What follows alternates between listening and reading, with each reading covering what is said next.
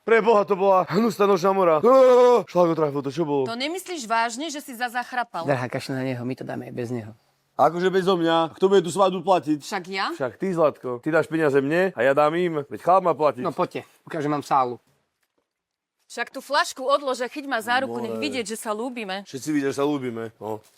Správaj sa ako chlap. Zlatko tu zažije svoju vysnívanú svadbu. A dobre, to mi ideš ty vyprávať, že si aký vykrútený. Sa pozri na seba. Neviem, čo tu vlastne pozeráme, všetko je v poriadku. Sála, vyzdobené to je v lese, príroda. Za mňa úplne super. Ale veď on mal svadbu 5 rokov dozadu, ako tancoval. Čo robí? Ty sa ako lobí na moju ženu? Aj tak gej, nevadí. Vydržím. Prosím?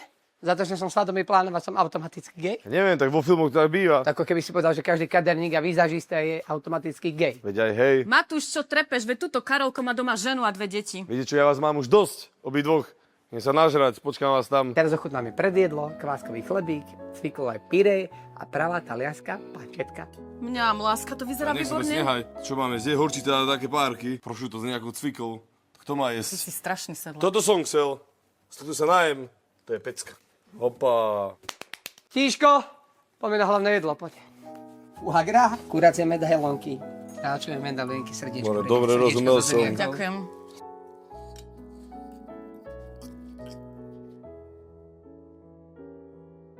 Dobre, láska, nie?